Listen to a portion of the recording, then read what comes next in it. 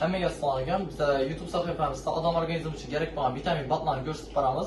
Bugun sizlarga bir 4-5 xilni ko'rsatib o'tajak edim. Ulardan biri bu Chlorofresh. Chlorofresh hozir ko'pchilik bilan trendda bo'lib turibdi. Bu ichaklarni tozalab beradi, oshqozonlarni yuritib beradi va oshqozoningizda sizni zararli bo'layotgan moddalarni chiqarib tashlab beradi. Buni kunda ozonda ovqatdan choydan 15-20 minut burun 20-25 gram iste'mol qilasiz kunda bir marta. Elargen zalch ko'rgan biratlar biladi. Bu kellada qon tomirlarini kengaytirib beradi, miyani normallashtirib beradi. Nerv statida bo'lsangiz, nervni sal bo'lsa normallashtirib beradi. Agar siz 35-40 yoshdan baland bo'lsa yashingiz, shu buni minik dozasini qabul etganingiz mumkin. Agar bundan kichkina bo'lsa, 500 lik dozasini iste'mol qilsangiz ham bo'ladi. Kunda bir marta AB2 ovqatdan 15-20 minut burun ichasiz. Olivni ko'p sochi to'kiladigan, yoshi kichkina, yoshi katta odamlarga bemalol quritmay tavsiya etib bilamiz. Nechun desa bu marmelad shaklida bo'lib chiqadi. Bundan qulupnay ta'mi keladi. Bu do'kkarni kunda bir marta iste'mol etasiz. Bu 2-2,5 oy davomida siz iste'mol etib boshlasangiz, sizda soch to'kilishi, yo bo'lmasa sochda qazoq, sochda har xil kasalliklar bo'lishi mumkin. Shularni hammasini davolab beradi. Buning ichida soch uchun kerak bo'lgan barcha vitaminlar qo'shilib chiqqan bo'ladi. Kollagenni ko'pchilik biladi. Bu kollagenning ozdiradigan turi bo'ladi. Keyin suyaklar mo'rt vaqtida ichiladigan turi bo'ladi. Bu esa suyaklar mo'rt vaqtida ichiladigan turi. Bu yoshi katta odamlarga kerak bo'ladi. Yoshi kattaygan sayin odamlarda vitamin kamayib ketadi.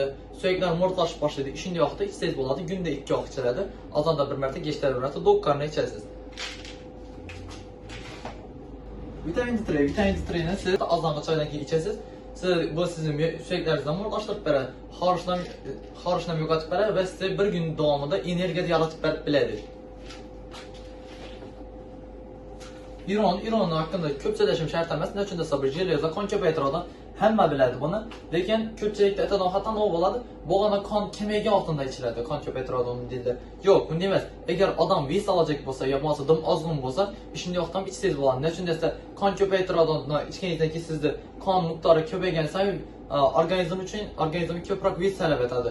Shundan keyin siz yeganingiz ham yuqib boshlaydi. Agar shu vaqtda boshqadan qoldirmagan ravishda ishlab borsangiz, sizda organizmga ves olib berasiz. Sinkni zalch ko'rganda ko'p biladi. Shunda siz zalch ko'rgan любой bir trener sinkni buyuradi. Shunda siz sink immunitet tiklab beradi, testosteronni kuchaytirib beradi erkak kishilarda.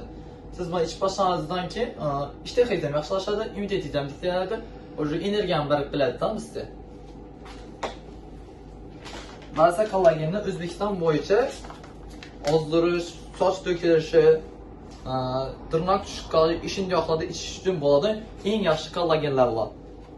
Swiss kollagen, barcha kollagen parashoklar shaklida bo'lib chiqadi. Agar siz ozish uchun yo bo'lmasa soch to'kilgan vaqtida, tirnoq tushgan vaqtida ichadigan bo'lsangiz, buni kunda ozonda choydan burun 15-20 gram aralashtirib turib kunda bir marta ichsangiz bo'ladi.